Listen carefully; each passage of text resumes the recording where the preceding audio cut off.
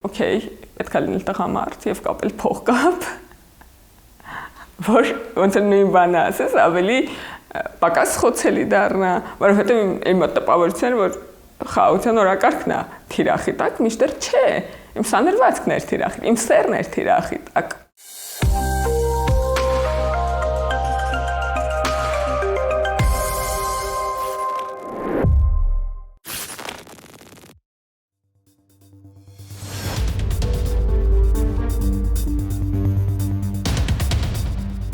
Քաղաքական թիրախավորումը բնականաբար ինքը շատ ավելի ուժեղ է, շատ ավելի մեծ շահերի հետ գործ ունի քաղաքականությունը եւ շատ ավելի մեծ ծախսեր են արվում քաղաքական թիրախավորումների համար։ Մեծ ալիք եղել է նոյեմբերի 9-ից հետո 20 թվականի նոյեմբերի 9-ից հետո մինչեւ 21 թվականի հունիսի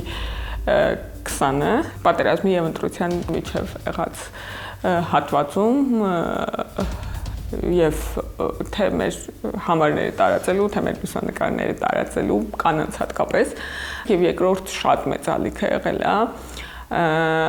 սրբազան շարժման ժամանակ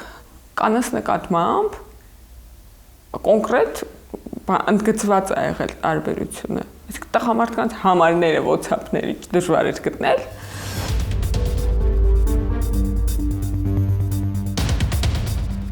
Եղել է ժամանակ, որ ես իմ WhatsApp-ին նամակներ ստացել եմ, ռուսական համարներից հիմնական ռուսերեն բովանդակությամբ բլոկելով իմ համար այդ պատմություն վերջացել է։ Հիմա օրինակ հիմա որ Facebook-ից այդ request-ների մասը բացել, հաստատելի քաղաքացիներ կան, որոնք ինձ բանեն վիրավորում են, էլ չեմ ասում մեկնաբանությունները։ Ես չեմ նեղվում։ Վաղուց արդեն չեմ նեղվում, բայց ես կարծում եմ, որ դա առողջ չի հասարակության համար։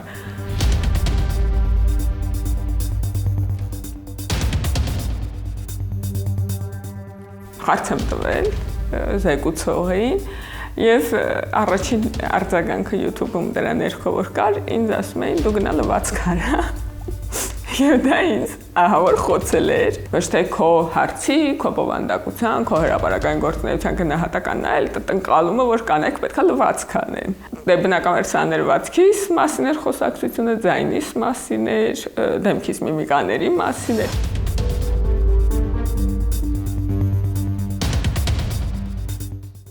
Մի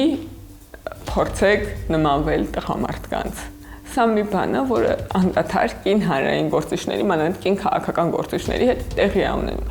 Իրանք, որպեսզի կարողանան այս աշխարհում իրանց տեղը գտնել, սկսում են տղամարդկային հատկություններ ձեռք բերել եւ մտնել այդ պատրիարխալ մշակույթի մեջ, իսկ այդ պատրիարխալ մշակույթը կներեք դա տասովկերն է, կոռուպցիան է, չգիտեմ ինչն է, այսինքն այն ինչը որ քաղաքականությանը բնորոշ է, ոչ թե քաղաքականություն լինել բերումով, այլ տղամարդկային մշակույթի դոմինանտության բերումով։ Մենք հիմա անցնում ենք մի ճանապարհով, որ մեզնից առաջ հարթել են մեր ավագ սերնդի կին գործիչները,